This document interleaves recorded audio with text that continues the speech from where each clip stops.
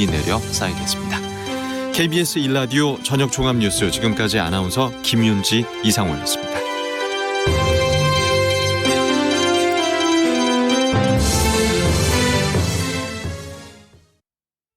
지금 시각은 7시 20분입니다. KBS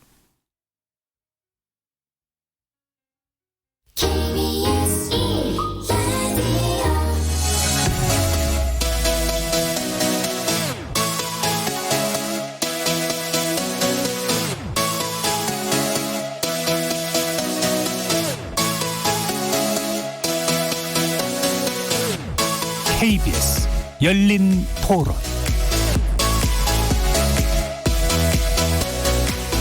안녕하십니까. KBS 열린 토론 정준희입니다. KBS 열린 토론, 매주 목요일은 평소 찬반 토론의 형식을 좀 벗어나 봅니다.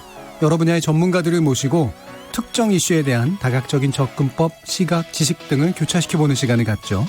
이름하여 지적 호기심에 목마른 사람들을 위한 전방위 토크, 줄여서 지목전 토크. 일부에서는 출연자 중 한 분이 골라주신 주제를 가지고 다양한 의견 나눠보고 있는데요. 지난 10일 첨단 기술의 경연장이라고 불리는 세계 최대 가전 IT 박람회 CES가 나흘간의 일정을 마쳤습니다. CES에 가면 다가올 미래를 엿볼 수 있다는 말이 있을 만큼 네로라는 글로벌 기업들이 총집합해서 혁신 기술을 선보이는데요. 그래서 이번 주 출연자의 픽은 CES 2020 폐막, 미래를 보여주다라는 주제로 멀지 않은 미래, 우리의 일상이 될 최첨단 신기술들에 대해서 살펴보겠습니다. 한편 다음 달 1일에는 국내 최초로 민중가요를 소재로 한 대형 콘서트가 올림픽공원 체조경기장에서 개최된다고 하는데요.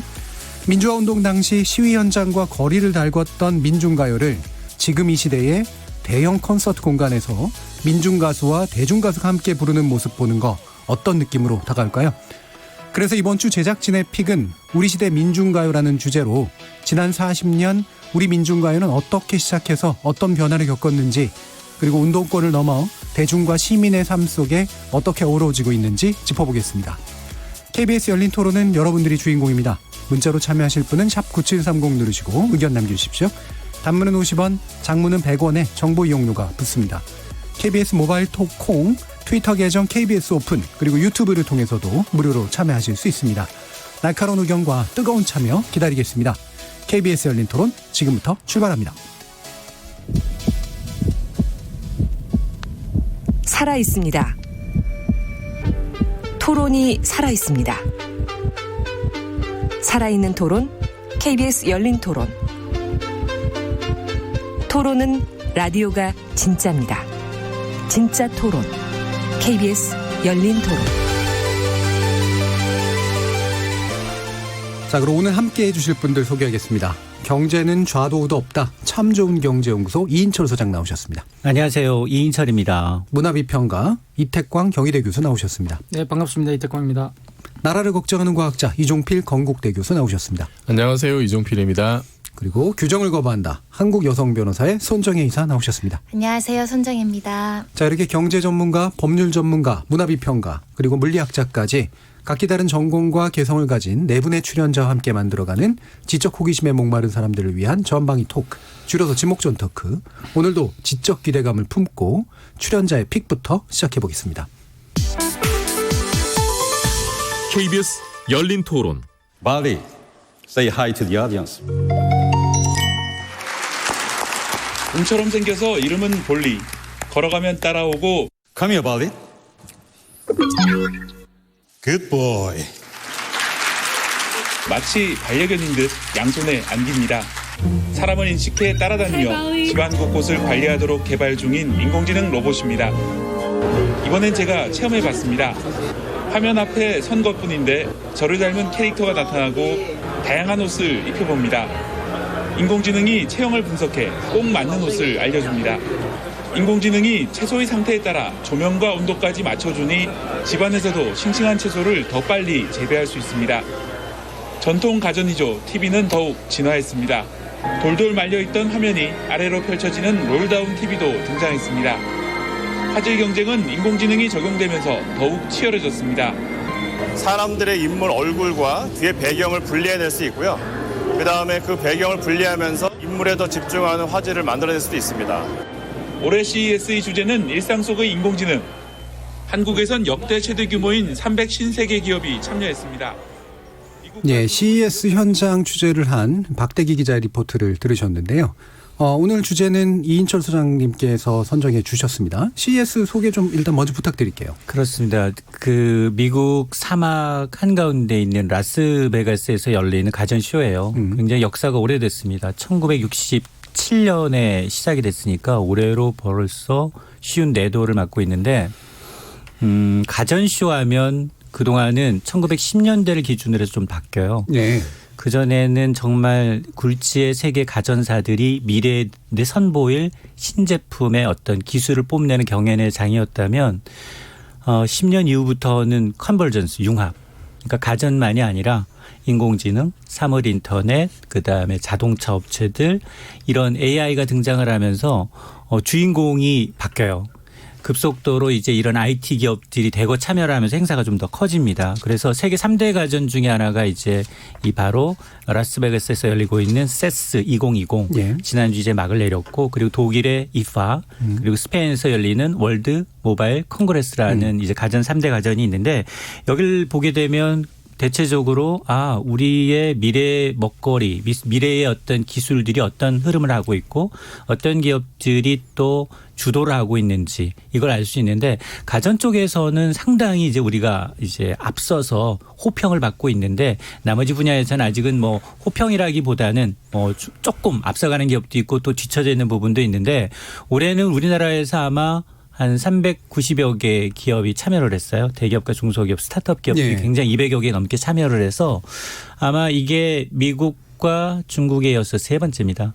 그래서 오늘은 아마 이런 글로벌 기업들 어느 정도 우리 수준이 좀 뒤따라가고 있는지 그리고 어떤 방향으로 앞으로 우리 먹거리를 가져가야 하는지 폭넓게 좀 얘기를 해보고 싶어서 이걸 좀 주제를 선정을 했습니다. 아까 10년대라고 하셔가지고 저도 옛날 사람인가 봐요. 1910년대부터 썼나? 하는 생각을 벌써 21세기인데도. 그러니까 2010년 정도가 이제 결국은 기존의 가전이라고 하면 결국은 이제 전자제품인데 가정 내에서 쓰는 여기에 이제 정보통신 기술이 결합되면서 이제 정보통신이 주도하는 그런 판으로 이제 많이 바뀌게 된 거잖아요.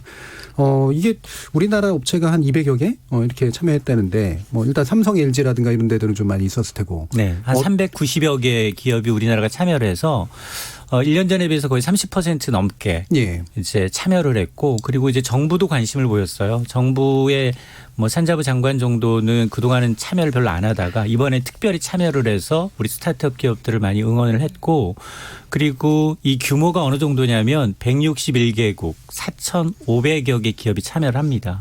그래서 신제품으로 선보이는 각 기업들의 아주 대기업들도 있지만 이제 스타트업 기업들 거의 2만여 개 가까운 제품이 선을 보이는데 장소가 어마어마해요. 축구장 33개 크기입니다. 이제 거기에서 이제 5일 동안 이제 했기 때문에 아마 가보신 분들도 곳곳이 다 돌아보지 않으면 뭐가 있었는지조차 모를 정도로. 근데 그 메인에 우리 삼성전자, LG전자, 현대차 이 굴지의 대기업들이 굉장히 많은 이제 이 공간을 차지하면서 아마 이번이 좀 특이했던 게 그동안은 신비주의로 이제 애플사 같은 경우에는 이런 가전시의 모습을 드러내지 않았어요. 왜냐하면 자기네 신제품을 내놓게 되면 디자인이든 뭐든 도용할 가능성이 굉장히 높기 때문에 특허 문제가 생길 수 있고 이런 이유로 참여를 꺼리다가 이게 지금 안 되겠다 싶어서 이번에 처음으로 나왔어요. 제품이라는 게 굉장히 애플은 단순한 거잖아요.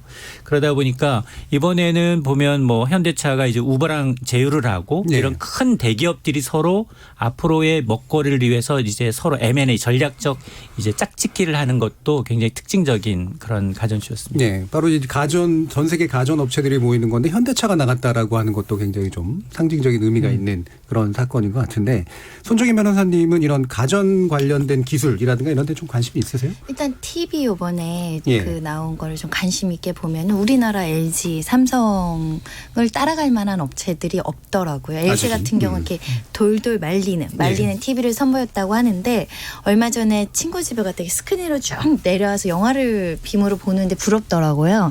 근데 LG 여기에 상용화되면 일단 돌돌 말려서 천장에 스크린처럼 붙어 있다가 필요하면 쫙 내려간다는 거잖아요. 이게 굉장히 그 화질 높게 선명하게 LG전자 이 TV는 뭐 6년간 지금 뭐 거의 최고 수준의 그 상을 받고 있어서 이것도 좀 관심이 있었고요.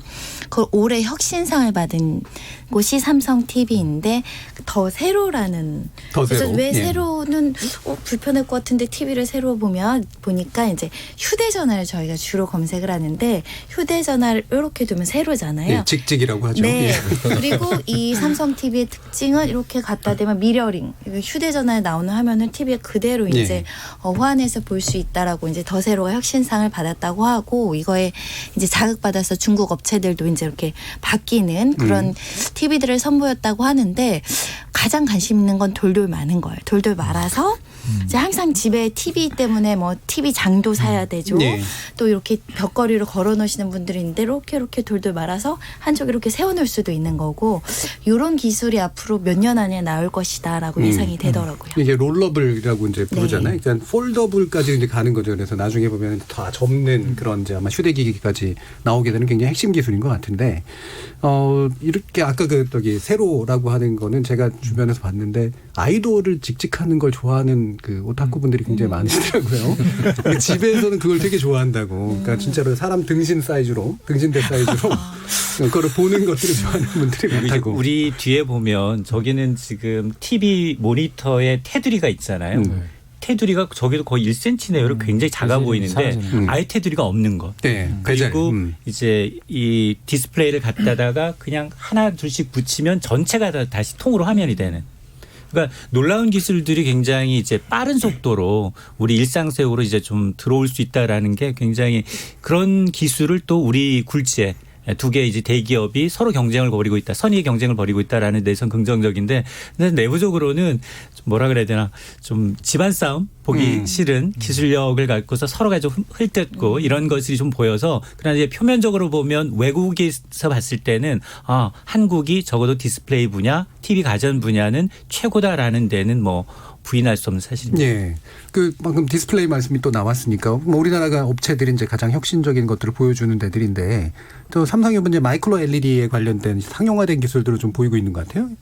네, 그 TV에 관심이 있는 분들은 이제 요즘 그 국내 가전업체들의 어떤 광고 경쟁 이런 거 좀 눈에 익으실 텐데요. 이제 LED가 있고. 그 앞에 뭐 무슨 QLED니 뭐 OLED니 이런 게 많잖아요. LED가 이제 영어로 라이트 이미팅 다이오드의 약자예요. 그러니까 빛을 내는 다이오드는 발광 다이오드란 말이죠. 발광 다이오드죠. 그냥 빛내는 어떤 반도체 소재하고 이게 굉장히 전기를 적게 먹어요. 그래서 지금 뭐 자동차나 신호등이나 집에 조명기구 다 LED로 바꾸고 있잖아요. 전기를 적게 먹으니까. 근데 요거를 이용해서 이제 TV를 만드는데 그 전에 나왔던 게 이제 LCD라는 게 있죠. 이제 액정 TV. 리퀴드 크리스탈 디스플레이인데 LCD는 그 액정의 결정 구조가 어떻게 되느냐에 따라서 이제 빛을 차단하고 통과시키는 걸로 이제 이미지를 만듭니다. 그러기 위해서는 그 뒷면에 그 형광등을 켜줘야 돼요. 백라이트. 네, 백라이트라고 하는 형광등을 켜줘야 되는데 이제 그 형광등을 LED로 켜주면 어떻게 될까? 그럼 훨씬 더 효율이 높지 않을까? 요게 이제 초기에 나온 LED TV였어요. 그러니까 완벽한 의미로 LED가 빛을 내는 소자니까 이게 하나의 화소를 결정하는 게 아니냐. 그게 아니고. 그러니까 개별이 아니라. 처음에 나왔던 LED는 이제 LCD TV의 뒤에서 빛을 비춰주는 TV였고 거기서 한 단계 지나간 게 이제 OLED라고 하는 건데 O가 오게닉의 약자예요. 유기라고 하죠. 유기 발광 다이오드인데 이거는 그냥 LED는 이제 그 규소 보통 이제 반도체 규소 기반으로 돼 있는 건데 OLED는 탄소 기반의 소자예요. 그래서 이 자체가 이 OLED TV는 이 소자 하나하나가 화소 역할을 합니다. 그러니까 백라이트가 필요 없어요. 백라이트가 필요 없고 그 화소 하나하나를 지금 그 OLED로 구현을 할 수 있기 때문에 백라이트가 없어서 굉장히 이제 얇게 만들 수가 있어요. 그리고 그 OLED의 그 어떤 그 물성을 이용하면 이렇게 휘거나 돌돌 말거나 이제 이런 게 가능해지는 거죠. 그러면 이제 백라이트가 없으니까 그러면 소자가 하나 켜지고 꺼지는 상태에 따라서 정말 그 이제 완전한 검은색도 이제 구현이 가능하고 뭐 대신에 좀 비싸죠. 그래서 굉장히 얇게 나옵니다. 그 저희 집에 OLED가 있는데 굉장히 얇아요. 이게 너무 얇아서 잘못 건드리면 정말 이제 좀 이렇게 파손이 될 것 같은 생각이 들죠. 우리가 일반적으로 예전에 액정 패널을 생각하니까 그냥 막 유리판 같은 거라고 이미지를 가지는데 사실 알고 보면 되게 천 같은 그런. 네, 훨씬 그렇죠? 얇아진다. OLED를 쓰면. 그래서 이제 가격도 좀 비싼데 지금 이제 마이크로 LED는 뭐냐면은 그 기존 LED에 있는 것의 10분의 1 사이즈로 줄인 거예요. 더 줄인 거. 네. 얘는 이제 그 규소 베이스입니다. 오게닉이 아니고 규소 베이스라서 이걸 이제 마이크로 LED 이거 가지고 직접 이제 화소를 찍는 거예요. 화소를 만드는 거예요. OLED처럼. 그럼 이 마이크로 LED 뭐가 좋냐면은 이제 OLED는 그 계속 문제가 됐던 게 이제 화질은 좋지만은 그 좀 수명 문제가 있었어요. 번인이라고 하죠. 수명 문제가 있어서 또 뭐 여러 가지 좀 다른 좀 단점들이 있었는데 그 지금 마이크로 LED처럼 기존 LED를 사이즈를 완전 줄여가지고 그걸로 화소를 씌우면 이제 그런 문제가 해결이 되는 거예요. 해결이 되고 이번에 그 CES에서 이제 삼성이 선보였던 거는 마이크로 LED로 화소를 심어서 그걸로 하나의 패널을 만들고 그 패널을 이렇게 조각조각 연결해서 더 큰 디스플레이를 만드는 상당히 놀라운 어떤 기술을 선보였는데 물론 아마 아직은 비용이 굉장히 비싸게 날 겁니다. 근데 이게 지금 가격이 좀 떨어지고 하면은 그러면은 이제 OLED의 단점을 많이 극복한 새로운 디스플레이가 될 거고 기대가 돼요. 저도 이제 이 TV 나오면 저걸로 바꿔야 될까 이런 고민을 한번 해봤습니다. 그러니까 그 마이크로 LED가 좀 예전에는 그러니까 이 특정 사이즈를 대량 생산하는 것을 이른바 수율이라고 하는 게 결국은 가격을 다운시키는 데 있어서 굉장히 중요한 건데 이거는 굉장히 주문형 제작이라든가 생산이 가능한 이런 쪽에 좀 더 그 기술이 발전된 거죠. 네, 이거는 뭐.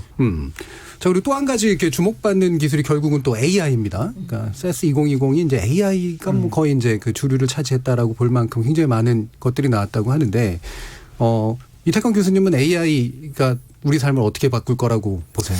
그러니까 이제 우리가 AI 그러면 뭔가 굉장히 이제 SF에 등장하는 그런 기괴한 로봇이나 이렇게 생각하지만 사실은 이제 AI는 빅데이터나 여러 가지 우리가 가지고 있는 그런 기본적인 데이터베이스로 기술이 이제 전개된다는 걸 의미한다고 저는 생각을 하는데요.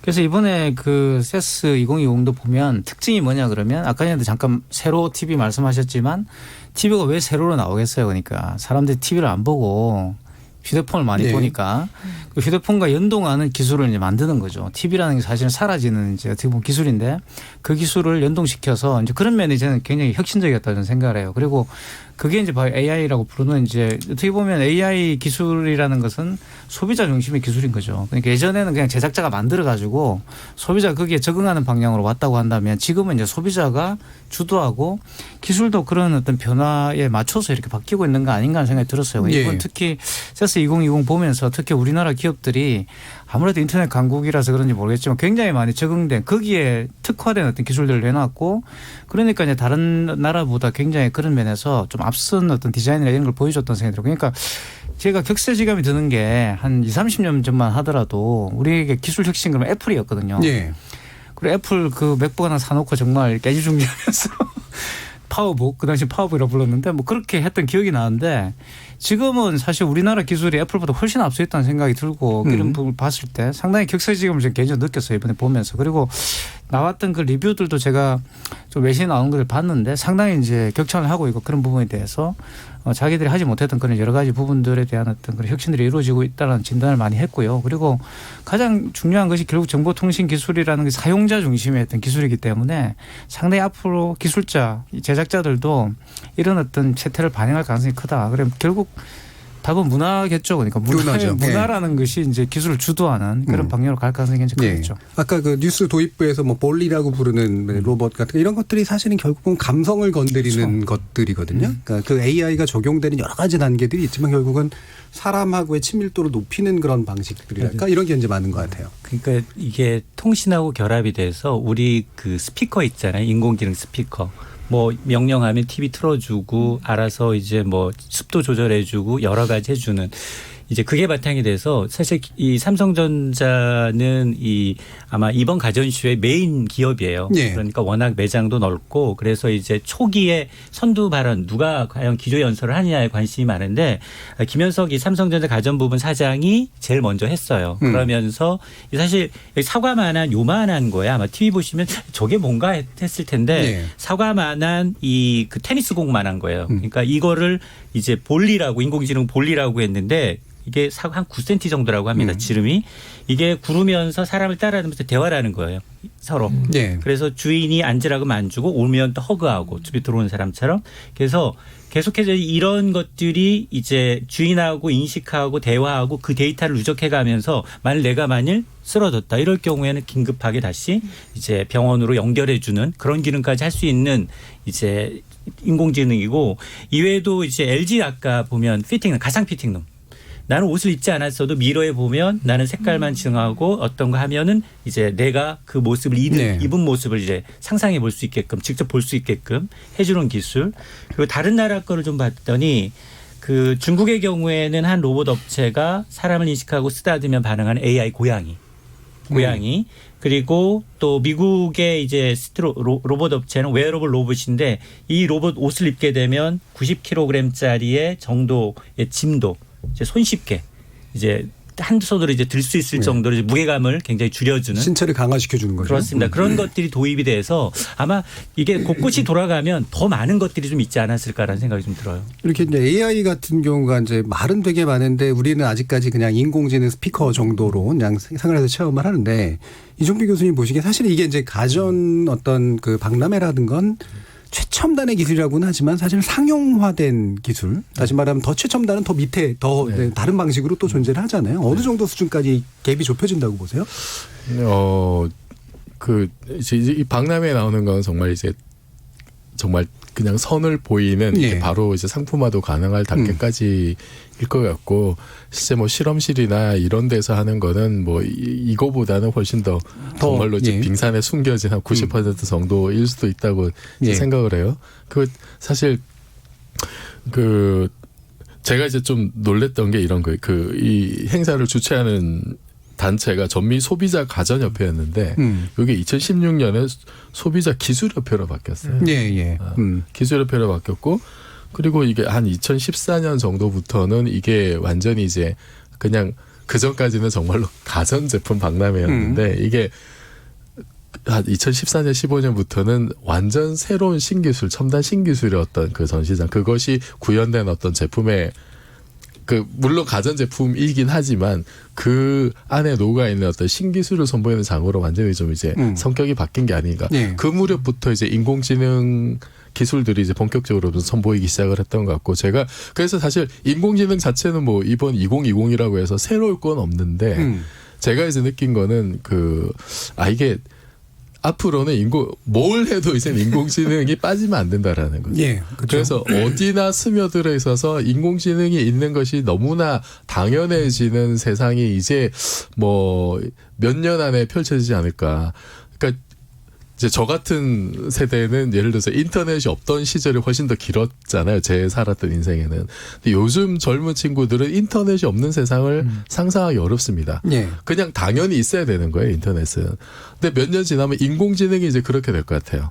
당연히 인공지능이 있는 거 아니야? 여기 뭐 이렇게 뭐 우리가 지금 가지고 있는 여러 가지 기기들 마이크도 그렇고 뭐 헤드폰이 그렇고 눈에 보이는 모든 뭐 냉장고든 뭐가 됐든 그 안에 각각 어쨌든 최소한의 지능을 가지고 있는 어떤 그런 알고리즘이 들어가 있어서 그냥 이렇게 쌍방향 소통도 가능하고 내가 원하는 어떤 니즈를 즉각적으로 해결해주는 그 어떤 초기 단계를 지금 보여준 게 아닌가 싶어요.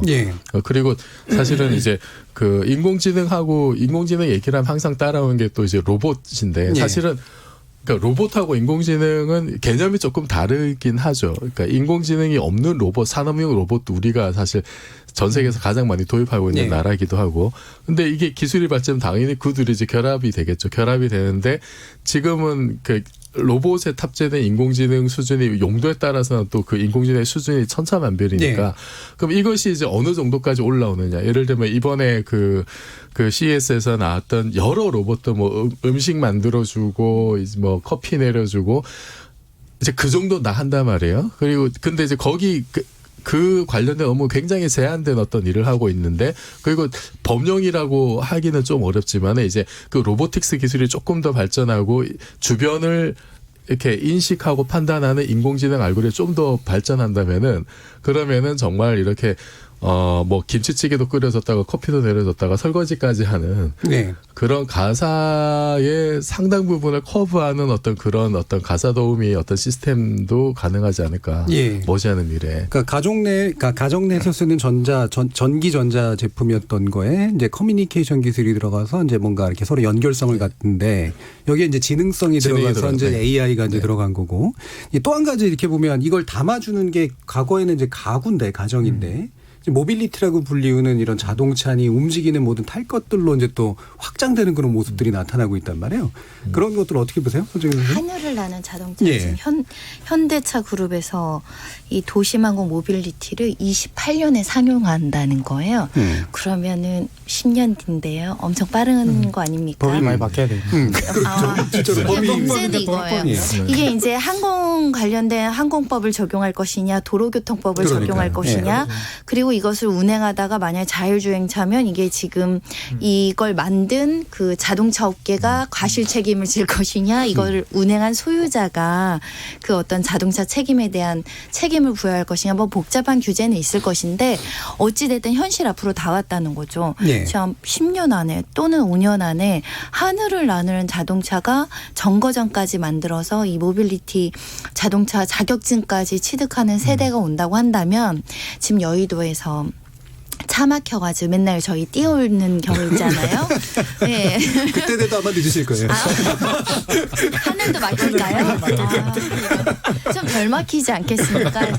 지하철도 있고요. 이제 자동차도 있고요. 하늘까지 날아가는 세대가 현대차가 이번에 좀 시기를 앞당겨준 것 같아서 반갑습니다. 그러니까 수직 이착륙 그다음에 뭐 경비 개념 넘어서는 어느 정도 상용화 가능한 것까지 선보였다고 하는데 실감 되세요? 이태근 교수? 뭐 저는 어차피 차를 안 몰기 때문에 실감은 안 나는데 하늘 나는 자전거였으면 사고 싶은데 그 만화에 나왔잖아요, 그죠? 삐삐. ET도 나오고 뭐 그 삐삐.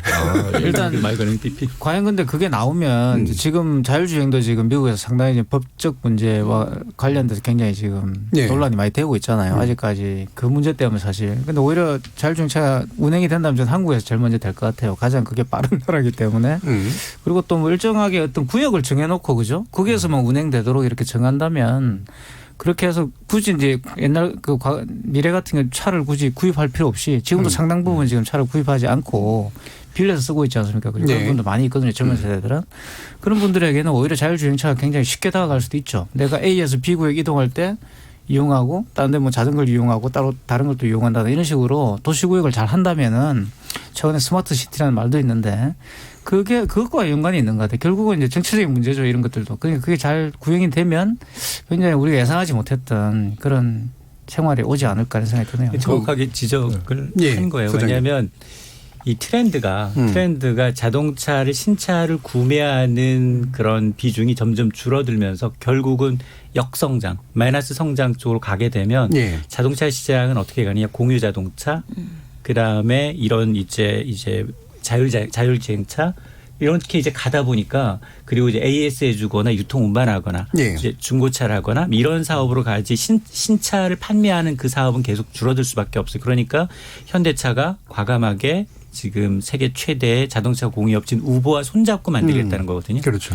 수직 이착륙 가능하고 시속 뭐 100km 정도 한번 충전하면 가고 뭐 이런 것을 뭐 4년 정도의 완제품 만들어서 8년 정도에 하겠다라고 했는데 초기에는 당연히 그 운전석에 운전자가 있지만 여기다 자율주행이라는 개념이 플라잉카에 도입이 되면 그때는 무인 택시 개념으로 할 수 있겠다라는 거거든요. 그래서 아마 지금 지난주였을 거예요. 우리 정부도 지금 자율주행 3단계 표준 기준을 마련해서 법제화했죠. 법제화했어요. 세계 최초의 이게 사실은. 그래서 자율주행은 뭐 0부터 6단계 레벨 6까지인데 0은 아예 그냥 지금 하고 있는 전혀 자율주행 단계가 아니고 그 내연기관차고 1단계부터 5단계까지인데 3단계는 차이점이 뭐냐.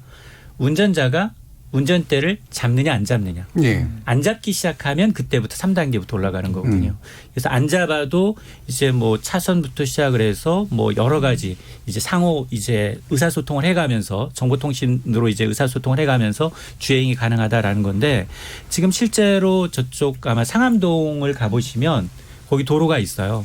자율주행 차가 있어요. 조그만 미니버스만한 게 사람 없이 달리고 있어요. 근데 속도가 굉장히 낮아요. 지금은 시범 운행이기 때문에. 그리고 이제 거기 자율주행 하라고 이제 도로에 아예 다 이제 구획을 정해놨거든요. 이제 그런 걸 바탕으로 해서 아마 미래에 점차 신차보다는 이렇게 공유 자동차, 플라잉카, 개인 비행기 점점 비싸지만 이런 쪽으로 갈 것이다라는 걸 이제 알고서 이제 전략적으로 이제 이런 쪽에 투자를 하고 있는 거예요. 이 현대차하고 우버가 결합하는 게 그것도 이제 비행기를 통해서 결합을 하는 게 결국엔 이제 B2B잖아요. 결국엔 가정한테 팔기보다 큰 업체한테 한꺼번에 팔아가지고 여기가 공유하게 만들어주고 플랫폼 기업들이 뭐 하게 만들어주는 건데 또 한 가지 재밌는 사례를 보니까 이게 방송기업들하고의 결합을 높이는 데들 SKT라든가 이런 데들이 방송기업과의 결합을 높인다는 건 또 모빌리티 공간 자체가 미디어 소비라든가 문화적 소비의 공간을 되도록 만든다라고 하는 또 그런 의미도 있는 것 같아요.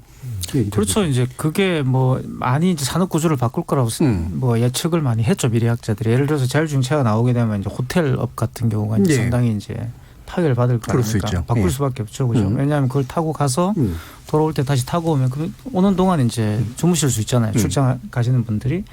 그리고 모빌리티도 마찬가지입니다. 내가 운전하면서 뭐 이렇게 주변 풍경을 보고 싶지만 그래도 어려운 경우도 있고 이럴 경우에 만약에 그런 여행과 관련된 상품들이 나오게 된다면 이런 모빌리티와 결합해서 상당히 많은 어떤 새로운 어떤 아이템들이 많이 나올 수 있다는 생각이 들고 그리고 또 당연히 이제 자동차 공간이란 또는 그 이동이라는 개념 자체가 본인이 가지고 있는 어떤 가정의 공간들을 확대하는 거거든요. 그렇죠. 궁극적으로는. 그게 바로 이제 어디를 가더라도 불편하지 않는 그 공간을 만드는 것이기 때문에 그것과 이것이 결합이 된다면 특히 아까 AI 말씀하신 AI라는 것은 사실 우리가 지금까지 수동으로 하던 것들을 알아서 조절해 주는 거예요. 굉장히 편리하게. 우리가 신경 쓸 필요 없이. 그렇게 된다면 정말 이제 유토피아가 완성되는 거죠. 그러니까 내가 어디를 가더라도 편리하게 다닐 수 있다고 한다면 그 다음에는 뭘 해야 될지 고민해야 되는 다시 철학과 물리학이 다시 들어와야 되지 않을까 이런 생각이 드네요. 예. 아니 저 사실 그 운전하는 걸 되게 싫어해서 근데 꼭 또 운전해야 될 때도 있고 특히 이제 명절 다가오는데 명절 때 만약에 자율주행 되면 얼마나 좋겠어요. 10시간 걸려도 끄떡 없는 거거든요. 사실은 빨리 좀 도입됐으면 좋겠는데 저는 이번에 그 CES 2020 보면서 그 이제 이게 사실은 그냥 가전 박람회잖아요. 가전 박람회인데 여기 이제 자동차 업체들이 들어오기 시작합니다. 몇 년 전부터. 그러면서 모토쇼가 또 따로 있잖아요. 모토쇼가 퇴조를 했어요. 퇴조하면서 자동차 업체들이 모토쇼보다는 이제는 CES 가야 된다. 그 CES를 라스베가스 모토쇼라고 이제 얘기를 할 정도로 이게 이제 무슨 얘기냐면 잘 생각해 보시면 아니 가전 박람회인데 왜 자동차가 나와 이제 이렇게 생각이 될 수 있는데 다시 바꿔서 얘기하면 이제는 자동차가 가전이 되는 거예요. 자동차가 가전이 되고 그 얘기는 뭐냐면은 그 변화를 극적으로 보여주는 게 이제 이번 그 박람회 하이라이트였던 그 소니의 비전 S라는 전기차였죠. 우리가 아는 소니는 그냥 뭐 가전제품 만드는 TV 만드는 회사, 음향기기 만드는 회사인데 자동차를 내놨단 말이에요. 이게 지금 21세기의 그 장벽을 파괴하는 가장 상징적인 어떤 장면이 아닐까. 물론 이제 현대차가 이렇게 비행기를 내놓은 것도 혁신이긴 합니다만 사실 그거는 이제 모빌리티 개념으로 연결이 되는 건데 소니는 전혀 사실 상관없는 기업이었잖아요. 그리고 그게 가전이 됐다는 얘기는 지금 환경 문제도 있습니다만 내연기관이 이제는 퇴조를 하게 된다는 걸 또 다른 면에서 보여주는 것도 같고 이 트렌드를 잘 봐야 된다. 그러면은 이제는 예를 들어서 내년에 CES나 이런 데는 우리나라 예를 들어서 뭐 삼성이나 LG나 아니면 카카오 자동차가 나올 수도 있는 거거든요. 아니면은 뭐 우리 저번에 얘기했던 배달의 민족 드론이나 뭐 이렇게 뭐 비행기 이런 게 나올 수 있는. 그러니까 옛날에 우리가 생각했던 카테고리가 의미가 없다. 지금은 그만큼 이제 다른 기술들이 굉장히 많이 상향 평준화돼서 올라왔고 원하는 상상력만 있으면 원하는 거를 내가 어디든 갖다 써서 조합해서 완전히 나의 장점을 결합해서 새로운 어떤 그 아웃풋을 낼 수 있는 그런 시대가 됐기 때문에 지금 정말 이제 그 스타트업들 이런 사람 그 새로운 어떤 사업을 시작하려는 그런 분들에게 엄청난 기회들이 열리고 있는 어떤 그런 한 장면을 본 게 아닌가 싶습니다. 저는. 예. 자, 이렇게 그 CES 2020으로 대표되는 게 기술의 생활화, 그다음에 산업의 구조 변동 이런 것들을 상당히 많이 요약하고 있는 것 같아서 우리 토크 진행하는 동안 청취자들 또 어떤 의견들을 갖고 계신지 어떻게 들으셨는지 한번 들어보도록 하죠. 정의진 문자캐스터. 네, CES 2020 폐막 미래를 보여주다라는 주제로 청취자 여러분이 보내주신 문자 소개해드리겠습니다. 먼저 콩 아이디 7922님. 토론은 라디오가 진짜입니다. 그중에서도 KBS 열린 토론이 진짜입니다. 네, 7922님 감사하고요. 유튜브로 의견 주신 이창섭 청취자분. 앞으로 20년 뒤면 하늘을 날아다니는 차가 우리의 일상인 세상이 올 것 같네요. 인공지능 그다음 먹거리는 뭘까요? 아마도 30년쯤 뒤엔 우주 개발이 차세대 먹거리가 될 것이라고 생각해봅니다. 유튜브로 의견 주신 사분사분하다 청취자분. 만화에서나 보던 그 종이 같은 TV도 조만간 가능하겠군요. 대단한 세상이네요. 유튜브로 의견 주신 박태현 청취자분. 올해 CES는 특히나 미국 회사들의 기술력을 보면서 진짜 이게 말이 되나 싶을 만큼 엄청나더라고요. 그런 면에서 우리나라가 좀 분발해야겠어요. 유튜브로 의견 주신 나대로 청취자분. 듣기만 해도 재밌네요. 신기한 미래 기술. 오늘 얘기한 기술 중 과연 어떤 게 미래에 살아남아 사용될지 흥미진진합니다. 건강하게 오래 살아야겠네요. 사족이긴 한데요. 손 변호사님, 미래엔 판사도 AI로 가능하겠죠? 라고 보내주셨네요. 네, KBS 열린 토론 이 시간은 영상으로도 생중계되고 있습니다. 유튜브에 들어가셔서 KBS 일라디오 또는 KBS 열린 토론을 검색하시면 지금 바로 토론하는 모습 영상으로 보실 수 있습니다. 문자로 참여하실 분은 샵 9730 누르시고 의견 남겨주세요. 단문은 50원, 장문은 100원의 정보 이용료가 붙습니다. KBS 모바일 콩, 트위터 계정 KBS 오픈을 통해서도 무료로 참여하실 수 있습니다. 계속해서 청취자 여러분들의 날카로운 시선과 의견 보내주시기 바라겠습니다. 지금까지 문자캐스터 정의진이었습니다. 예, 또 질문 들어온 거 안 받을 수가 없죠. AI로 판사가 대체 가능하지 않느냐. 변호사가 먼저 대체되지 않을까요? 그래서 저는 지금 고민이 많습니다. 네. 곧 10년 있다, 20년 있다 제 직을 잃을 예정이라서요. 좋은 아이디어 좀 보내주세요. 예. 그럼 그 판사를 먼저 일단 하시고. 일단은 판사보다 변호사가 먼저 될 것 같고요. 예. 그다음에 판사님들도 긴장하셔야 됩니다. 그렇죠. 예.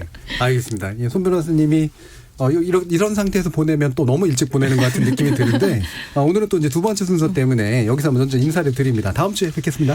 네, 감사합니다. 예, 청취자들의 직접 참여로 이루어지는 KBS 열린 토론 청취자들의 의견 받아봤고요. CES 2020에서 우리 기업의 활약 두드러졌는데 인공지능, 최첨단 디스플레이, 자율주행 기술 등 각양각색의 우리 기술들이 만들어갈 미래의 모습 기대를 합니다. 지목전전 토크 출연자의 픽은 여기서 일단 마무리하겠고요. 여러분들께서는 KBS 열린 토론과 함께하고 계십니다.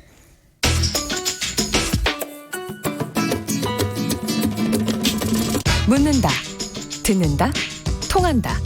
KBS 열린 토론. 듣고 계신 청취자 여러분 감사드립니다. 들으면서 답답한 부분은 없으신가요? 궁금한 점은요? 그렇다면 함께 토론에 참여하시죠. 유료 문자 샵 9730을 이용하시면 됩니다. 단문은 50원, 장문은 100원의 정보 이용료가 있습니다. 스마트폰 어플리케이션 KBS 모바일 콩을 통해서도 무료로 참여하실 수 있습니다. KBS 열린 토론은 언제나 열려 있습니다. 듣고 계신 KBS 열린 토론은 매일 밤 1시에 재방송됩니다.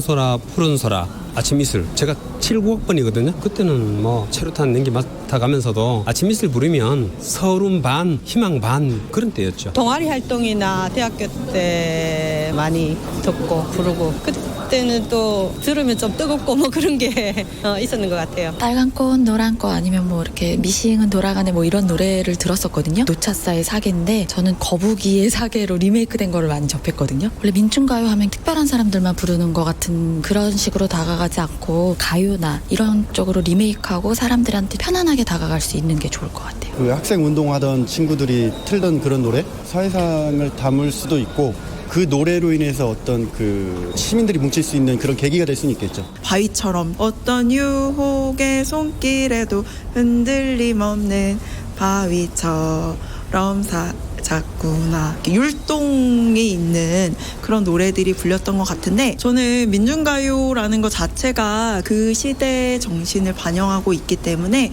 우리 현대사의 역사를 보여주고 있다고 생각해요. 예를 들어서 님을 위한 행진곡 같은 경우에는 5.18과 연관이 있잖아요. 그런 식으로 가사에 담겨있는 의미, 역사적 배경을 공부하고 가르친다면 그걸 통해서 어떤 현대사의 역사들을 이해할 수 있는 접점들을 찾지 않을까라는 생각이 듭니다. 두 번째 지목전 토크 시작해보죠. 지적 호기심에 목마른 사람들을 위한 전방위 토크. 두 번째 주제는 우리 시대 민중가요입니다. 참 좋은 경제연구소 이인철 소장, 문화비평가 이태광 경희대 교수, 물리학자이신 이종필 건국대 상호교양대 교수, 그리고 이 주제를 위해서 오늘 특별히 모신 서정민갑 대중음악평론가 함께 하셨습니다. 어서 오십시오. 안녕하세요. 자, 이렇게 네 분과 함께 새롭게 지목전 토크 제작진의 픽 시작해 보겠습니다. 아까 이제 그 시민들 이야기가 나오고 또 우리 세대 구성을 보니까 민중가요 하면은 특별히 전문가 필요 없이도 많이들 이야기하실 것 같은 주제라서 오늘은 이제 또 어떤 얘기가 나올지가 되게 궁금한데요. 그래도 이제 잘 모르시는 세대도 있고 여러 가지 역사적인 배경도 좀 알아야 되겠고 그러니까 일단 우리 서정민갑 평론가님께 민중가요에 대한 소개를 좀 부탁드릴게요. 짧게 이야기하자면 민중가요는 노래를 통해서 세상을 바꾸고 싶은 마음을 표현한 노래라고 할 수 있는데요. 이게 다른 노래와 좀 다른 점은 보통은 노래는 듣고 마는데 민중가요는 노래를 들으면서 이 노래로 살겠다. 예. 이 노래대로 세상을 만들어 바꿔가자는 약속, 다짐 같은 어떤 의미를 지녔다는 점이 보통의 노래와 좀 다르다고 할 수 있죠. 예. 그러니까 뭔가 이제 실천 그리고 미래의 어떤 다짐 그쵸. 이런 것들하고 상당히 연관성이 높은 그 측면을 지적을 하신 건데 이게 이제 예를 들면 여러 가지 명칭으로도 불리잖아요. 운동권가요부터 해서 투쟁가요, 외국 같은 데서는 사실 폭성하고의 연관성도 되게 높다라는 그런 것도 있고 역사적인 연원으로 보면 어떤 계열에 있다고 보시나요? 아무래도 이제 민요하고 연관이 좀 있다고 할 수 있겠죠. 한국에서 대표적으로 대중가요의 출발이 새야새야 푸른 새야 이야기하는데 그 노래 자체가 그냥 사랑 얘기가 아니라 동학농민전쟁의 어떤 패배한 슬픔을 담은 노래잖아요. 그 노래가 이후에 계속 이어지면서 그 독립군가라든지 그리고 해방 전후에 불려졌던 노래들로 이어지면서 민중가요로 이어졌다고 할 수 있겠죠. 예. 그러니까 그런 새야새야 파랑새야 같은 그런 뭔가 이렇게 과거로부터 이어져 오는 그런 계열들도 사실 상당 부분 영향을 미쳤다라고 이제 이야기를 해주셨는데 다른 분들 우리 패널분들도 민중가요라든가 이런 주제에 관련하면 이제 딱 떠오르는 이미지, 경험 이런 게 있으실 것 같아요. 아무래도 이거는 우리 세대가 제일 높은 이인철 소장님께 여쭤봐야 될 것 같은데. 아마 2년 전에 나왔던 영화죠. 3년 전인가 1987. 1987. 예. 아마 이한열 열사의 아마 모르고 계신 분도 계셨을 거예요. 이제 아마 2000년대 이제 생들이나 20, 30대의 경우에는 생소했지만 당시가 가장 치열하지 않았나? 민주화 5.18 관련해서 아마 거의 제 기억으로는 최루탄을 냄새를 맡지 않은 날이 거의 없었어요. 일주일 내내. 그리고는 거의 대부분 이제 자율적으로 이제 거의 수업을 못하는 분위기였고, 근데 그 즈음에 워낙에 이제 그 시위도 강경하고 하다 보니까 진압이 굉장히 좀 거의 군 수준으로 거의 기동대 수준으로 들어와서 학교 앞에 마다 있었어요. 그래서 이게 늘 자욱한 그 최루탄 속에서 살다 보니까 이게 지금 뭐 하고 있나. 그리고 그 당시에 또 군대 간 사람은 정말 저도 그랬지만 그 학교 앞에 가서 내가 데모했던 그 자리에 가서 맡고 있는 거예요. 친구랑 맛보고 있는 거예요. 근데 그게 묘해요. 감정이 어떤 감정이 드냐면 저쪽에 있었으면 나도 같이 이 데모에 합류해서 이쪽으로 분명 이제 감정 굉장히 토했을 텐데 옆에서 다시 이 데모를 맡고 있는 친구들도 똑같이 대학생, 재학생에서 다시 신분이 바뀌니까 맡고 있는데 우리는 의무가 이제 공격을 가지는 않지만 막아야 하고 방패로 그거를 이제 뺏기지 말아야 하고 그럼에도 불구하고 화염병 던지면 맞아서 다치는 거 피해는 걸 보게 되면 동료애가 있거든요. 그러니까 분명히 100번 공감을 이해하면서도 이게 왜 내가 여기에 있지? 굉장히 정체성에 의문이 드는 거예요. 분명히 입장이 바꿨을 뿐인데 굉장히 괴롭고 그런 것이 이제 복합적으로 있었고 그걸 거치다 보니까 이런 지금 아침 이슬이라든가 아니면 임을 위한 행진곡 같은 경우에는 이제 데모를 하는 쪽에서도 굉장히 단합하고 서로 힘을 결속시키는 그런 의미가 있지만 이제 사실 우리 의경이라고 하거든요. 예. 거기 나간 애들도 대부분 다 대학생들이에요. 그렇죠. 그래서 뽑혀간 애들이기 때문에 자율적으로 한 애들이 아니어서 저는 그 복합적인 이런 노래를 들을 때마다 금지곡을 들을 때마다 복합적인 감정이 오가요. 왜냐하면 거기서 맞아서 정말 현장에서 쓰러져서 이렇게 하면 영웅 취급을 하고 했지만 그러나 거기서 맞아서 전경들도 다치고 불타고 버스가 했지만 거기 한번 식사를 한번 보시면 아실 거예요. 그 당시 보면 이게 벤또라는 일본식 그 노란 통 있잖아요. 거기에 정말 먹을 수 없을 정도의 그 음식을 갖고서 그 변다예요. 막 그랬던 것이 저는 복합적으로 생각이 나요. 예, 계속 들으면 한 30분쯤 이렇게 이야기가 계속되니까 그렇죠. 울컥하셨어요 지금. 예, 아무래도 정서적이죠. 사실 민중가요라는 경험 자체가 대단히 정서적인 이제 그런 경험인데 이태강 교수님 어떠셨나요? 그러니까 저는 처음에 대학을 딱 들어간 제가 86학번이거든요. 들어갔는데 그때는 이제 이렇게 대중적으로 이렇게 운동이 존재하진 않았었어요. 그러니까 몇 대학생들이 이제 나무에 올라가서 이렇게 구호를 외치고 잡혀가고 뭐 이럴 때였거든요. 그때 대중들이 이렇게 호응을 안 할 때였는데 가면은 이제 동아리반 같은데 가면 학생회실이라고 그 당시에 이제 처음 만들어진 86년도부터 이제 공식적으로 학생회실장이 만들어진 그 이전에는 다 학도극단이라고 들어보셨는지 모르겠지만 그런 데가 있었죠. 그러다가 이제 허락을 해줍니다. 학생회를. 그래서 이제 학생회실에서 그런 노래를 부르고 하게 되는데 그때는 약간 성찰적 노래가 나왔죠. 약간 찬송가 같은 노래들이 많이 민중가요로 이렇게 통용하게 주로 김민기 씨 노래를 많이 부르고. 번안돼가지고 많이 그런데 나중에 이제 대중들이 이제 쉽게 말하면 대중운동이 이제 활성화되면서 말 그대로 이제 학생들의 주장들이 호응을 받기 시작하면서 노래가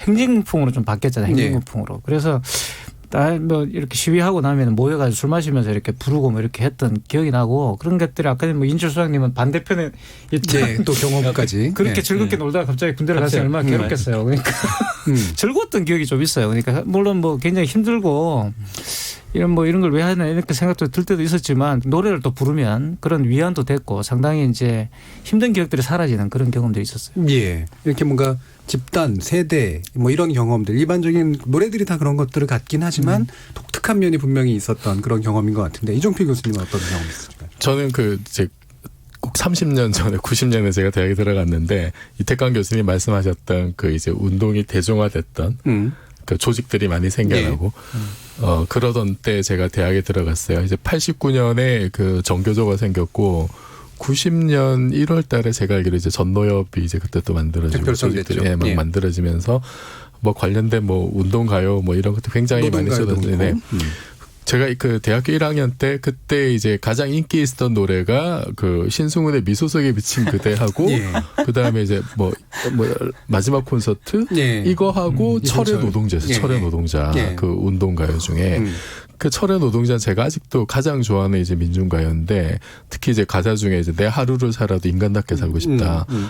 굉장히 이제 가슴을 울리는 이제 그런 울산 노동자 대투쟁하고 또 관련이 있죠. 그래서 항상 제가 이제 대학 다니면서 사실 제 학생운동 좀 열심히 해서 그 90년대 초반에 어지간한 운동가요는 제가 대충 다 알았었거든요. 몇 년 동안 운동가요를 부르고 그렇게 했는데 가장 그래도 이제 기억에 남고 대표적인 제가 좋아하는 노래는 철의 노동자이고요. 뭐 곡 자체도 굉장히 완성도가 높고 그리고 또 하나 이제 기억나는 거는 이제 그 결정가라는 노래가 있어요. 이거는 이제 어떤 거냐면 굉장히 과격한 노래인데 돌아오지 않는 네, 돌아오지 않는 화살이 되어 기쁘게 싸우러 가자 이런 가사 말인데 이게 이제 어떤 거냐면은 그러니까 시위하러 나갈 때 정경에 맞서가지고 이렇게 대적하러 나가는 굉장히 이제 좀 긴장감이 높아지는 순간에 사기를 높이죠. 좀 용기를 북돋기 위해서 부르는 노래인데 이게 고음이 상당히 많습니다. 그래서 부르고 나면 진이 다 빠져요. 목 다시고. 처음 부르는 사람이 첫 음을 잘못 잡으면 굉장히 고생을 하는. 근데 그러면서도 이제 어쨌든 좀 이렇게 힘을 북돋는 이게 사실 시위하러 나가는 게 정말 무섭거든요. 무섭죠. 이게 무섭고 내가 언제 어디를 다치고 정말 생명의 위협이 느껴질 때도 상당히 많은데 이제 그런 순간에 이렇게 좀 결의를 다지고 용기를 북돋는 그런 노래 중에 대표적인 게 결정가다 되게 좀 기억에 남네요. 그러니까 속으로는 내심 다 무서웠고 두려웠고 막 하기 싫었고 이런 면도 있었지만 사실 또 같이 뭔가 해보자라고 하는 거 이런 경험들을 주는 또 노래이기도 했었던 것 같아요.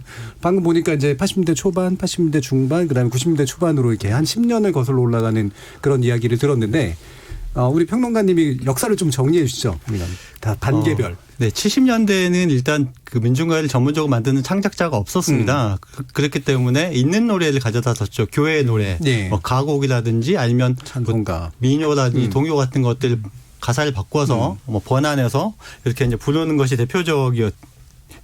일반적인 방식이었었고요. 그런데 이제 80년대부터는 전문 창작자가 등장했던 게 가장 큰 차이라고 할 수 있겠죠. 뭐 노차사라든지 노동자 노래단이라든지 이런 전문적으로 노래를 부르는 팀들이 생겨났고요. 그 전문 창작자뿐만 아니라 그 노래를 소비하고 향유하는 그 생태계가 만들어졌다고 할 수 있어요. 그건 뭐 대학이면 학생회 그리고 노조 같은 곳들이 만들어졌고 노래집이나 테이프 같은 거 이런 것도 그렇죠. 네, 그것들이 만들어졌고 그것들을 유통하는 인문 사회학 서점을 통해서 유통하면서 일종의 이제 하나의 생태계 시스템이 만들어졌다는 게 가장 큰 특징이라고 할 수 있고요.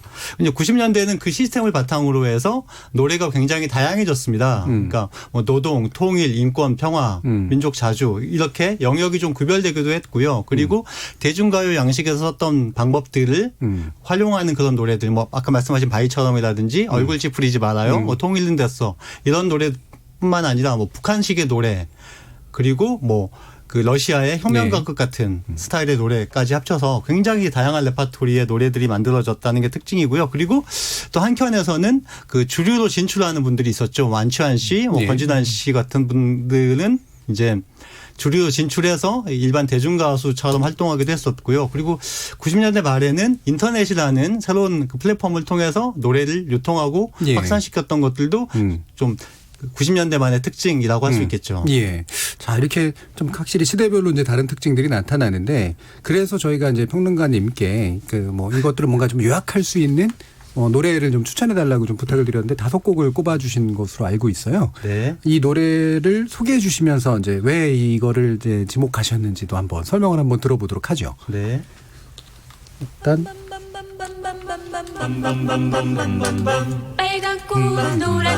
자, 이게 이제 이른바 노차사의 노래죠. 아까도 이제 청취자분들 시민이 얘기해 주셨던 건데 어떤 저 노래를 찾는 사람들의 사계인데요. 이 노래는 그 노래를 찾는 사람들의 전신인 노래 모임 새벽의 대표인 문승현 씨가 만든 가장 대표적인 노래 중 한 곡인데 봉제공장 노동자들의 삶을 기존의 민중가요와는 좀 다르게 되게 톡톡 튀는 리듬으로 표현하면서 되게 인상적인 리듬과 멜로디를 결합시켜서 아까 말씀하셨던 것처럼 거북이가 다시 부르기도 했었고 그리고 뭐 이 개그 프로그램이라든지 이런 데서도 끊임없이 다시 이렇게 계속 향유되는 시대를 뛰어넘는 민중가요의 대표적인 노래가 아닌가라는 생각이 들어서 골라봤습니다.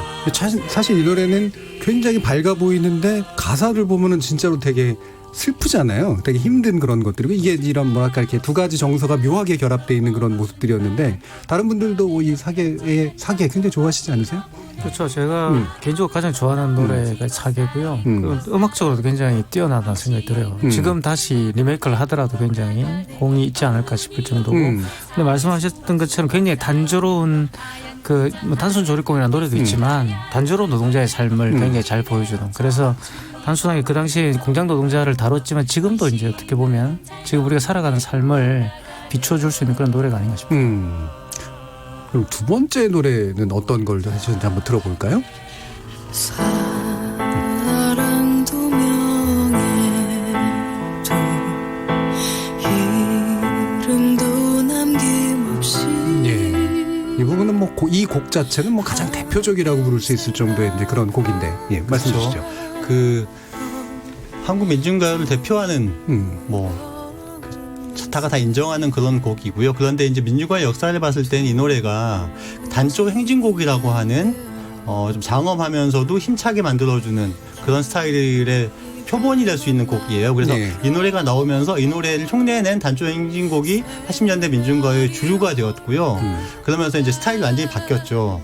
그리고 수많은 어떤 현장에서 불려졌다는 것도 의미가 있지만 특히 요즘에는 홍콩이라든지 동남아시아의 민주화운동 현장에서도 불리면서 어떤 민주화운동 정신을 함께 공유하는 차원으로 계속 불려졌다는 점에서 되게 의미 있는 노래가 아닌가 싶어요. 예, 참 유명한 노래인데 이 곡은 또 이제 서영은 씨가 이제 불러서 이게 참 정서적으로 보면 되게 흥미로운데 우리 이인철 소장님도 이 노래 좋아하시지 않으세요? 그렇죠. 아마 사계는 함께 부르기는 좀 어려워요. 듣는 건 굉장히 좋은데, 근데 이제 이 뭐 임을 위한 행진곡 뒤에 나올 뭐 그날이 오면 정도는 굉장히 단합할 수 있는 분위기고, 1920년대 일본에 이제 저항하면서 아리랑과 비슷한 느낌의, 그러니까 굉장히 동료 의식을 깨우치면서 뭔가 저항하는 느낌을 줄 수 있는 곡이어서 이건 어디서나 들었던 것 같아요. 그리고 지금 들어도 앞서 이제 외국인들이 따라해도 굉장히 친숙한 느낌이 들게 하는 곡이 아닌가. 대표적이라고. 이제 옛날에 이렇게 시위를 하면 그러면은 이제 보통 공공기관에서 행사하면은 국민의례 하잖아요. 근데 운동권들이 여기서 집회하면 이제 민중의례를 하죠.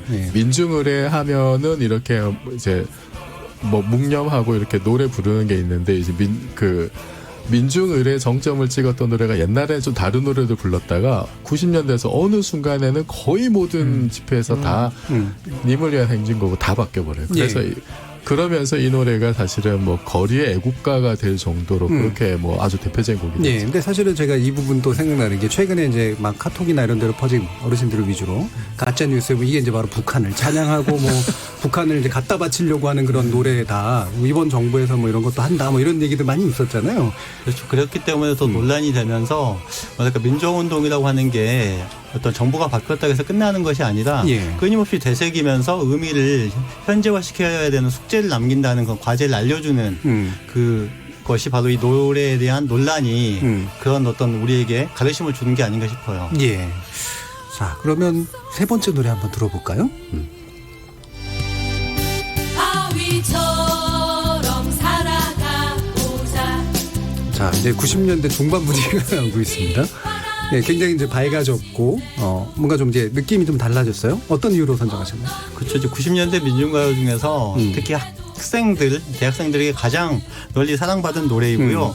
90년대 대학생이라고 우리가 생각했을 때 어떤 통통 튀고 발랄하고 상큼한 그런 분위기를 가장 잘 반영하는 노래라고 생각이 들어요. 그래서 얼마 전에 텔레비전에서 했던 응답하 시리즈에서도 심지어 이 노래에 맞춰서 율동을 하는 모습을 보여줬을 정도로 90년대 학생운동가 이 노래는 뗄래야 뗄 수 없는 그런 노래이기도 하죠. 그리고 더 의미 있는 건 이 노래가 엄청 히트를 했음에도 불구하고 노래를 만드신 분이 저작권 등록을 안 하셨어요. 실수인가요? 아니요, 의도적으로. 네. 이 노래는 뭐 자신의 노래가 아니고 함께 부르고 함께 써야 된다고 생각했기 때문에 그런 면에서도 민중가요의 어떤 의미를 잘 보여주는 노래라고 생각해서 골랐습니다. 예.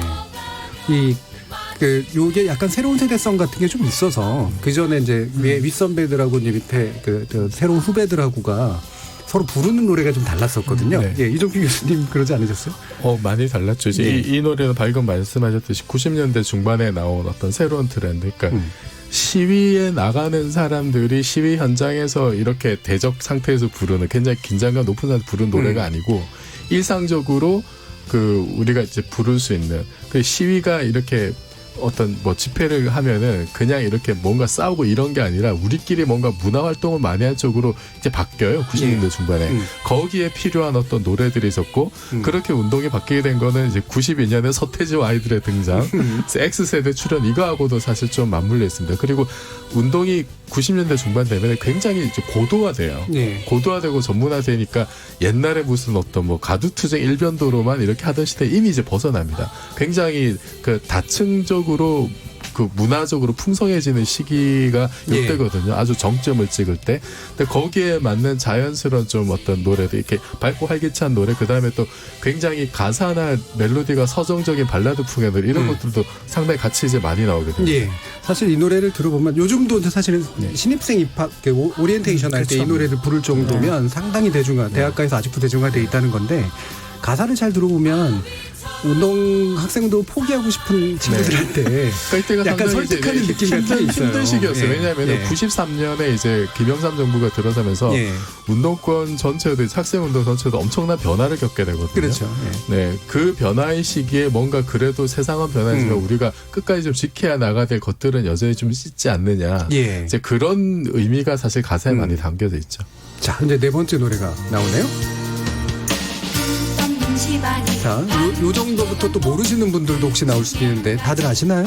자, 어떤 노래인지 말씀해 주시죠. 노래마을이라고 하는 성남을 기반으로 활동했던 예. 그 노래패에서 만든 곡인데 일이 필요해. 일이 필요해. 라는 제목의 곡인데요. 사실 이 노래는 크게 히트한 노래는 아니에요. 근데 이 노래 가사가 되게 흥미롭거든요. 끝없는 집안일 반복도 반복. 그 중에 한 가지 먹는 일만 해도 하루에 3번, 일주일에 21번, 한 달이면 뭐 1번, 1년이면 1000번이 넘게 예. 라고 말하면서 어떤 여성의 삶에 대해서 되게 핍진하게 예. 묘사를 한 곡인데 사실 이 노래를 제가 페미니즘 세미나를 하면서 이야기를 해주면 다들 깜짝 놀래요. 왜냐하면 93년이면 벌써 27년 전인데 예. 그때 여성의 삶과 지금의 여성의 삶이 얼마나 다른가라고 생각을 해보면 사실 이 자리에도 지금 다 남성들만 앉아 있잖아요. 예. 네.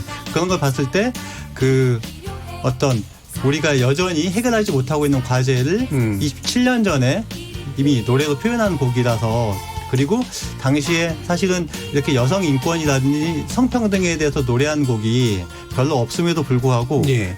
그 전에 만들어 놓은 어떤 지금 들어도 문제의식이 살아있는 곡이라는 점에서 되게 좋은 곡이라는 생각이 들어서 가져왔습니다. 예, 그러니까 뭔가 민주화운동, 노동운동, 뭐 이때 통일운동 이런 식으로 좀 거시담론에서 사실은 이제 여성 문제라든가 그렇죠 성차별의 문제라든가 이런 것들까지 이제 분화되는 모습이 있네요. 90년대 때 이제 박곤양이라는 그 다큐멘터리가 나오는데 그게 바로 이제 노조 내에 있는 여성 노동자의 차별 문제를 다룬 굉장히 선구적인 다큐멘터리였어요. 그리고 그때 이제 노동운동 내에서도 상당히 많은 이런 여성 노동자의 문제를 다룬 소설들이 출간됐고요. 함께 가자 우리 같은 예. 그 소설들도 나왔고 아마 그런 그러니까 이미 우리가 상당히 많이 논의가 이제 되고 있었던 거 지금 이제 페미니즘이라는 것은 그러한 운동권 중심의 그런 논의들이 대중화된 거라고 볼 수가 있죠. 지금 이제 뭐 80년대 김지영 같은 소설이 등장하고 영화도 나오고 이제 하면서 많은 분들이 이제 이런 부분들에 대해서 공감하게 됐잖아요. 그 당시에는 이제 그 운동 조직 내부의 어떤 그런 문제들을 지적하는 모습이 굉장히 많이 있었고 그래서 상당히 이제 선구적이었다고 말할 수 있고 이 노래도 사실 그런 노래가 아닌가 싶어요. 예. 자, 이제 그러면 5번째 마지막으로 선곡해 주신 노래를 한번 들어보도록 하겠습니다. 밤의 꿈은 아니리 오래 저는 이 노래만 나오면 울컥해져요, 진짜로. 예, 진심으로 울컥해지는데 뭐 다들 또 아실 만한 그런 노래이기도 합니다. 예. 그렇죠. 그 노래를 찾는 사람 2집에 실렸던 그날이 오면이고요. 사실 이 노래는 음반으로는 89년에 만들어졌지만 노래 모임 새벽이 불법 카세트 테이프를 계속 냈을 때 가장 그 노래 모임 새벽을 알린 대표곡 중 하나입니다. 아까 들려드렸던 사계를 쓴 문승현 씨가 만든 곡이고요. 뭐랄까요. 이 노래는 민중가요의 예술성, 음악성을 가장 높은 지점에서 보여주는 곡이 이 노래가 아닌가라는 생각이 들어요. 뭐랄까 굉장히 힘들고 지치고 그럼에도 불구하고 어떤 숭고하고 아름다운 가치를 향해 나가는 고결한 의지를 이렇게 아름다운 음악으로 표현할 수 있을까 싶을 정도로 아름답게 표현한 그 한국 민중가요 30년, 40년 역사에서 가장 아름다운 곡을 뽑으라면 전 이 노래가 아닌가라는 생각이 들어서 가져왔습니다. 예, 이게 이제 이한열 합창단 버전이고 영화 1987의 오리지널 사운드 트랙으로 또 쓰였던 그런 버전이기도 합니다. 그래서 그 정도로 아마 많은 분에게 민중운동뿐만이 아니라 이제 민주화의 과정에서 많은 영향을 끼쳤던 그런 노래이기도 하죠. 이게 아까도 여러분들이 이제 많이 말씀을 주셨는데 되게 독특한 한국적 경험 같은 것이 있는 것 같아요. 뭔가 저항운동이라든가 민주화 경험들은 다른 나라도 많이 가지고 있는데 이렇게 상당히 대중적이라고 할 정도로까지 한 세대를 쭉 뭔가 집결시켜내고 실천하게 만든 거 그리고 이렇게 많은 양들이 쏟아져 나오고 아까 생태계라고 표현하셨는데 그런 어떤 세계가 생겨난 거 뭔가 이게 상당한 독특함이 있는 것 같거든요. 어떻게 보세요? 아무래도 그 모든 시대는 노래를 필요로 한다라는 생각이 들어요. 그러니까 시대에 맞는 노래가 필요한데 민중가요는 바로 그 역할을 하지 않았나라는 생각이 듭니다. 그러니까 뭐 70년대 잘 살아보세라든지 새마을 노래 같은 노래들이 근대화의 그 어떤 응원가가 되었다고 하면 80년대와 90년대는 이제 그 성장한 국력을 바탕으로 해서 평등과 민주주의를 실현해 나가야 되는 그런 시점이었는데 국민들이 실제로 시민들이 민중들이 그걸 원했고 그때 맞춰서 민중가요가 바로 그 역할들을 해주지 않았나라는 생각이 들고요. 또 하나 이제 빠뜨릴 수 없는 것은 그것이 단순히 시대의 어떤 부름 때문만이 아니라 노래 자체가 굉장히 좋았던 것도 의미가 있지 않았나라는 생각이 들어요. 그러니까 지금 방금 들었던 그날이 오면 같은 경우는 노래 자체가 정말 아름답고 훌륭하죠. 그래서 어떤 시대 정신과 음악의 미학이 합쳐지면서 노래가 굉장한 힘을 만들어냈고 그것이 역사를 바꾸거나 올바르게 움직이는데 밑바탕이 되거나 밑거름이 되지 않았나 그런 생각이 들어요. 예. 저는 우리가 음주가무의 민족이라고 하는데 이렇게 심각하게 민주화 운동을 할 때도 참 이렇게 아름다운 노래를 만들고 때로는 이렇게 좀 장엄한 노래도 만들면서 그걸 하나의 독특한 문화로 만들 수 있는 어떤 그 능력이 굉장히 좀 그렇죠. 훌륭하다. 그리고 이게 떼창 문화잖아요. 떼창 문화. 길거리 떼창 문화. 지금 이제 한참 얘기되고 있는 그것의 이제 원조 비슷한 거기도 하고 그리고 운동권들이 사실 뭐 이렇게 심각한 노래만 불렀던 건 아니거든요. 뒤풀이 가면은 뭐 신나는 뭐 남행열차니 뭐 트로트 부르면서 굉장히 놀 때는 아주 잘 놀아요. 근데 흥이 많았고 그때 이제 또 이제 심각할 때는 또 이렇게 아주 좀 그런 민주화를 위해서 여러 가지 좀 노력을 했던. 그래서 이거는 정말 한국 사회에 굉장히 독특한 시기의 독특한 문화로서 다시 한번 좀 되돌아볼 어떤 필요가 있는 어떤 현상이지 않을까. 네. 그래서 이 당시에 이제 민중가요와 또 대중가요가 사실은 이중 구조를 이루고 있었다가 이게 나중에는 좀 합쳐지고 또 최근에는 보니까 2016년에 최순실 국정농단 사건 당시에 이화여대생들이 교내 집회할 때 소녀시대의 다시 만난 세계라는 노래를 부르면서 이제 같이 또 집회도 하고 이랬습니다. 이게 굉장히 좀 재미난 이제 융합들이 나타나고 있는 그런 모습인 것 같은데 아마 보시는 내용들이 있으실 것 같아요. 아무래도 이제 그 2010년대, 2016년이었으니까요. 그 당시 세대들에게 맞는 민중가요가 없었기 때문에 아무래도 그 의미 있다고 생각하는 대중가요를 가져다 쓴 게 아니었나라는 생각이 들어요. 그러니까 실제로 민중가요도 초기의 역사를 보면 전문 창작자가 만든 노래가 나오기 전에는 이미 있던 노래들을 가사를 바꿔서 뭐 예를 들면 윤수일의 아파트를 가사를 바꾸거나 그런 식으로 불렀던 경우들도 되게 많았고 그렇죠. 뭐 외국 노래를 많이 가져다 불러다 쓰기도 했는데 그만큼 노래가 없었기 때문이기도 하고요. 그리고 대중가요 안에서도 의미 있는 노래를 만들어 부르는 흐름이 그 김대중 노무현 정부 이후에 많이 늘어나면서 그 거부감이 많이 없어진 것 같아요. 예전에는 예를 들면 대학생이라면 뭐 왠지 민중가요 부르거나 듣거나 그래야 될 것 같다고 생각을 했지만 이제는 뭐 예전에 신해철 씨 노래라든지 뭐 강산혜 씨 노래뿐만이 아니라 뭐 더 많은 좋은 노래들이 있기 때문에 굳이 그 경계를 나누지 않고 좋은 노래를 찾아 듣는 그런 흐름이 형성되었기 때문에 더 많은 노래들을 일상적으로 즐기게 되지 않았나 싶습니다. 예. 사실 이 문제에 대해서도 우리 청취자 여러분들이 하신 말씀 많은 것 같아요. 정의진 문자 캐스터 한번 연결해 보겠습니다. 네, 우리 시대 민중가요라는 주제에 대해 청취자 여러분이 보내주신 문자 소개해드리겠습니다. 먼저 유튜브로 의견 주신 이창섭 청취자분. 1990년에 제가 의무경찰로 입대했을 때가 생각나네요. 울산에서 데모 막다가 휴식 시간에 고참이 노래 부르라고 해서 아침 이슬 불렀다가 한 소리 들었네요. 다 추억이죠 해주셨고요. 유튜브로 의견 주신 아밀이다 청취자분. 그 타이밍에 아침 이슬이라 좋은 곡을 선곡하시긴 했습니다만 그날 고참에게 맞지 않은 게 참 다행입니다 라고 보내주셨네요. 콩아이디 7922님. 듣다 보니 머리와 가슴은 이미 그 시절로 돌아가 답답하고 괴로움에 저절로 한숨이 나옵니다. 암울한 시대였어요. 콩아이디 초5912님. 국가를 위해서 그대는 무엇을 했는가? 그 당시 머릿속을 맴돌던 이 질문이 떠오르네요. 콩아이디 김종문님. 대부분의 사람들이 안치환님의 사람이 꽃보다 아름다워만 아시는데요. 늑대 이 곡도 진짜 좋습니다. 유튜브로 의견 주신 정민성님. 저도 아는 곡들이라 반갑네요. 바위처럼. 진짜 그 당시 새내기들 필수곡이었던 기억이 납니다. 콩아이디 5383님. 5분의 말씀들을 듣고 있노라니 고맙고 또 고맙구나 이런 생각이 듭니다. 이 나라의 고비고비마다 평범한 이들의 의롭고 아름다운 헌신들이 있었습니다. 지금날 제가 살고 있는 민주사회를 소중히 생각하며 살아야겠습니다 라고 보내주셨네요. 네, KBS 열린토론 지금까지 문자캐스터 정의진이었습니다. 예, 민주사회를 소중하게 생각한다라는 말씀이 아주 가슴에 깊이 박히는데요. 한 1분 정도 남았습니다만 이번에 나오는 콘서트에 대한 의미 간단하게 소개를 부탁드릴게요. 예, 민중가요 소환 콘서트 더 청춘이라는 행사가 이제 열리는데요.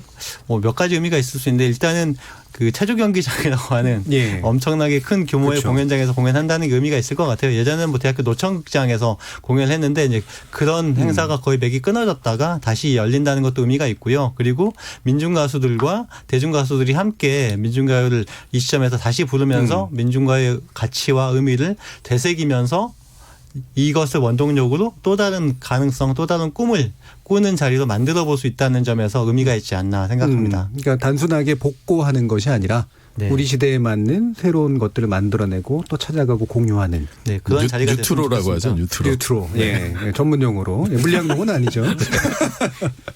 예, 그래서 아주 좋은 내용으로 네 분 함께 지목전 토크의 제작진의 픽 우리 시대 민중가요라는 주제로 함께 이야기 나눠봤습니다. KBS 열린 토론 매주 목요일은 지적 호기심에 목마른 사람들을 위한 전방위 토크, 줄여서 지목전 토크로 청취자 여러분들 만나고 있는데요.